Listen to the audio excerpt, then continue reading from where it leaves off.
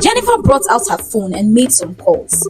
Soon, a very flashy car pulled over to where they stood. A very handsome young man came out of the car and gave Jennifer a hug. He kissed her on her forehead, saying, "See my baby, you, I've missed you so much."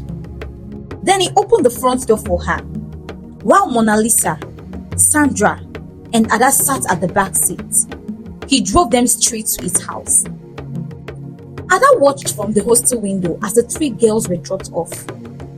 Each one of them came out from the front seats of different cars as the man stood there opening the door of the car for them. Then they each were hugged by the men, with some kiss planted on their forehead. They were soon outside the fence of the dormitory. They climbed the fence, jumped inside, and headed straight into their hostel. The next day was Saturday. The girls were to go to the school salon to make their hair. It was a large salon that had different stylists working in it. But before any girl entered the salon, the three queens must first go and make their hair. They paid the hair stylist extra money to concentrate only on their hair. The whole school waited until they were done with their hair. After they were done, then the other girls would go and make their hair. But Ada was from a poor background.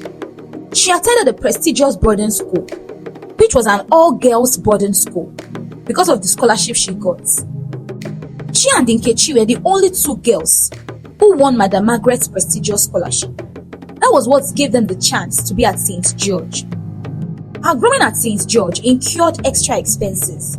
She and her friend Nkechi made simple weaving styles for each other. They could not afford the luxury of the school salon because the pocket money they received from their parents was barely enough for them. They were soon done with their hair. They left the lobby and went straight into their hostel and settled down. But Sandra, Jennifer, and Mona Lisa could not hold their laughter. Just look at them, ugly monkeys. They don't understand that beauty is money. Some other students also joined in their laughter. At the ending side of the dormitory stood their corner. The bedding were the finest bed in the whole of St. George. Their corners were finely decorated with flowers. As they sat there at their corner with crossed legs, there in front of them were packs of milky popcorn with some smoothies. Ada and Nkechi walked briskly past them. But just as they passed, Ada stumbled and fell down, mistakenly pouring away their smoothie. "I'm sorry," she muttered as she stood in front of them trembling. "You poor thing," Mona Lisa sneered. "Have you ever seen a smoothie all your life? You have to pay for it, and this is 10,000 naira. Ada opened her mouth in astonishment. "I can't afford that huge sum," she said. "Even though you can't afford it, then better watch the way you walk," Mona Lisa said. After apologizing once again, she let Ada go. The next day in class, as Ada read her books, Mona Lisa came towards us, sparking up a conversation. "You're studying hard, aren't you?" she began. "Yes, of course," replied Ada. Well, we have an outing next week. And if you will come along with us, then we accept you as one of us." Am I saying? "We have an outing next week. And if you will come along with us, then we accept you as one of us. Most girls are looking for this opportunity to belong, you know. But I felt drawn to you and out of pity." And I looked at her, then shocked, and said, "Party? Where? Are you the only girls in St. George that does not know that the three partying princesses always leave for their party on Saturdays, whether the school regulation accepts it or not? Our parents are influential, as you know, and here at St. George, we make the rules. Even the chief security officer is at our service." Ada nodded understandingly. She had always admired the three girls. They were so gorgeous, and their parents were rich too. "Okay," came her reply, her voice slightly trembling. That night, Mona Lisa sent one of the students to take some grilled catfish and smoothie to her corner. Ada ate it happily. "So this is what this girl used to enjoy," she said aloud to herself as she licked her hands after eating. Mona Lisa's father is a politician. while both Sandra and Jennifer's father were honorable members of the House of Representatives. That fateful Saturday night was the first time Ada joined them for their party. As she prepared for the Saturday night out with the girls, her friend Nkechi caught up with her after she came back from the salon. "Ada, don't make your hair at the school salon?" Nkechi asked. "Yes," replied Ada, her voice audacious and firm. "I thought we agreed to be making each other's hair," Nkechi continued. "Yes, that was before. Levels have changed, including previous agreements." "But Ada," Nkechi said persuasively, "don't you think becoming friends with those girls is risky? It might get you into trouble." "Trouble?" asked Ada. "I've been in this school for more than a year now, and the three partying princesses have never gotten into trouble. You think I'm not using my head?" Ada continued. "They are the who is who in the school and above the law. If I join them, I also will be above the law." Nkechi was left to herself. No one agreed to make her hair for her. As for Ada, she now made her hair specially with the three partying princesses. For the first time since she entered St. Georgina's prestigious school, Ada felt among. Ada was a slim, tall, and brown-skinned girl. She soon fitted in with the girls as they taught her how to catwalk, talk smoothly, and gesture with her body while talking. You need to master the skills, especially knowing that you are joining us to go out for clubbing. The impression you give the men will tell how much of money and gifts you'll be willing to part with. Finally, it was Saturday night. Jennifer, Sandra, and Mona Lisa were close to the school fence, along with their new friend Ada. They went to the side of the fence with the shortest height and climbed on. Soon, they were outside the school walls. Jennifer brought out her phone and made some calls. Soon, a very flashy car pulled over to where they stood. A very handsome young man came out of the car and gave Jennifer a hug. He kissed her on her forehead, saying, "See my baby, oh, I've missed you so much." Then he opened the front door for her, while Mona Lisa, Sandra, and Ada sat at the back seat. He drove them straight to his house. The mansion was a sight to behold, with its grand entrance, manicured gardens, and a swimming pool that sparkled under the moon. The interior was just as impressive, with modern decor, state-of-the-art amenities, and a spacious living area that could easily accommodate a small party. As they entered inside, Ada gasped under her breath. She tried so hard to catch her breath at the lavish riches the environment assumed. The sound of soft music from the DJ and the complementing disco lights left Ada in awe. As soon as the girls entered, both Sandra and Mona Lisa went straight to embrace their own boyfriends, Ifeyinwa and Chidi. I stood in the sitting room, awkwardly looking at the girls. This was exactly what her mother warned her against when she won the scholarship. Avoid men and concentrate on your studies. They are only but a distraction. She looked at the three girls as they kissed their boyfriend passionately and shamelessly. "Come on, girl," Mona Lisa said. "Loosen up a bit. Life is not all about books. You have to catch fun and enjoy." Ada stood there speechless as she watched the ease with which the girls flung themselves on the men. As she wondered at the freedom with which the girls kissed the men, she remembered her mother's advice. Keep men at arm's length so that you can become useful to yourself. But these girls have never gotten pregnant despite being free with men. As she thought about this, a man came to meet her. He was tall, handsome. His aura didn't go unnoticed. "Hey, fine angel, how are you doing? Can I keep your company?" Ada's heart skipped a bit. "I'm fine, sir. Thank you," she replied. He sat down there as he introduced himself. "My name is Ekene," he said with a warm smile. "May I know your name?" "My name is Ada," Ada said shyly. "I like you. You look so very beautiful, like an angel," Ekene continued. Soon the other girls arrived with their glasses of whiskey in their hands. "Hey Ada," they said, "hope you are catching on. You didn't take your drink. Holy girl. You have to learn how to be a big girl now."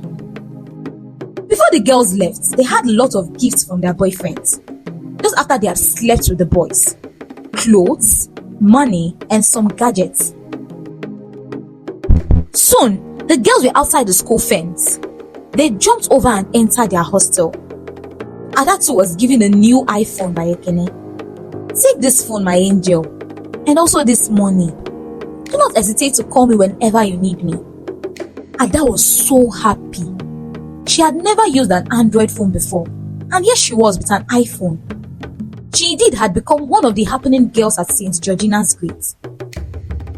Back at school, Ada continued to call Mr. Ekene every day. When other girls were out of the hostel, the three partying princesses would put on their gadgets and begin to call their boyfriends. Ada too would call Mr. Ekene. Mr. Ekene on the other hand will call her, praise her, and call her many sweet names. Ada was indeed happy to have belonged. She now walked among the happening girls of the campus and had left Nkechi behind. By their next outing, they were in the same venue with their different boyfriends. Each of the girls entered different rooms with their boyfriends, leaving Ada and Mr. Ekene. As Mr. Ekene came forward to touch Ada, she protested, saying, "I can't do this. My mother had warned me against it." "Then why are you here?" said Mr. Ekene. "Give me the iPhone I gave you," he said angrily as he shoved her aside. When her friends returned, Mr. Ekene talked with them, saying, "Bring me a girl that knows what's up. I don't need these local girls who will come here to waste my time." When the girls arrived at their hostel that day, they talked to Ada, saying, "Just look at you. Look at how you have missed your opportunity to become a big girl. Why are you so childish? Your mother said, your mother said, your mother said. Does it look like we don't have mothers? Is your mother here with you in school?" But what if I get pregnant?" Ada asked. "There's nothing like that. And besides, we have drugs that can easily flush away that pregnancy." Finally, Ada made up her mind. She wanted to be a big girl. After all, Mr. Ekene had promised even to marry her after her high school. Ada threw herself at Mr. Ekene with reckless abandon. Every Saturday, she would go to their usual meeting place and they would eat and drink with their boyfriends. They also slept together with their boyfriends before going back to the hostel. Soon, it became a norm for Ada to abort her pregnancies each time she became pregnant. As months progressed, Ada became totally distracted from her studies. She moved from her position at the top of the class to having poor grades and results. She always felt weak in her body. She always felt like fainting most of the time. On one of the weekends, they had sneaked out as usual. They danced, ate, and drank as usual. After Ada came back, she found out that her period was not forthcoming for weeks. She tested herself with the pregnancy kits they had in the hostel. She was positive for the pregnancy test. She went straight to take the abortion pills she had always taken, expecting the pregnancy to flush out as usual. But to her greatest amazement, the pregnancy was still there. She took even more of the pills and yet nothing happened. Ada was in a dilemma. She did not know what to do. She quickly told her friends, Sandra, Jennifer, and Mona Lisa. They too could not help her. "Why are your things always different, We always take care of our things since we started walking our lives in the streets. You joined us 6 months ago and you want to put us into trouble." After they said this to her, they stopped coming around her, avoiding her like a plague. Her stomach was now beginning to bulge as her pregnancy had passed 3 months. One Saturday night, Ada was at Mr. Ekene's place. She went out all by herself. Since a month ago, Mr. Ekene learned that Ada was pregnant and he had refused to pick her calls. She went to visit him at the place she had always known to be his house. She knocked at the gate, fully prepared to face him. But to her greatest amazement, a very beautiful, elegantly dressed woman opened the gate. "I'm looking for Mr. Ekene," Ada said, her heart racing up and down. "Oh, he drove my husband out," replied Madame Lorita. "Can I wait for him?" asked Ada. "And who are you, by the way?" asked Madame Lorita. "I'm his girlfriend," Ada said. Madame Lorita let out a laughter and then clapped her hands together. His girlfriend, or one of his girlfriends. Ada was baffled. Her heart began to race even more.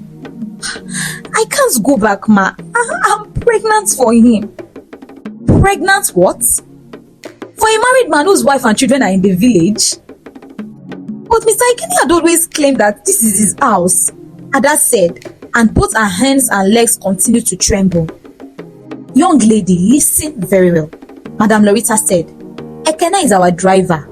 We just traveled on a vacation for 6 months. That is why he began fooling around with women, claiming that this place is his house. Apart from his wife and children who are in the village, you are the third lady who has come here to claim that you are pregnant for him. Ada was dumbfounded. She sat on the floor and put her hands on her head as she sobbed, cried, and wailed. Stop, my dear. Do you have a mother? Madam Loretta asked. Yes, Ada replied. If you know what is good for you, go back to your mother, Madam Loretta advised. Ada was left all to herself. Her mother's advice stared at her face. She did not now know what to do, whether to go back to her mother in the village or to go back to the hostel. She could not think, but all she remembered was that the money she had was not enough to travel back to the village. What if she had enough money? Would she face her mother after throwing away her advice? She soon decided to go back to the hostel and find a solution. She arrived at the hostel, climbing through the school fence as usual. As she lay down on her bed, Ada thought about many things. If the school authority found out that she is pregnant, they would expel her in a disgraceful manner. But facing her mother was something she could not do. That night, she slipped to Mona Lisa's corner, kneeling down to beg her. She begged her to take her to an abortionist. Mona Lisa refused at first, but because of the way Ada cried and begged her, Mona Lisa agreed to help. The next Saturday night, both of them climbed the school fence as usual. Outside the school premises, they went to a quack doctor who performed abortions using sharp instruments to pull fetuses out of the womb. This your pregnancy is now 4 months, the quack doctor said. This process is very risky and is even more risky at this stage, he continued. The two girls pleaded with the doctor, and after much persuasion, the quack doctor decided to perform the abortion.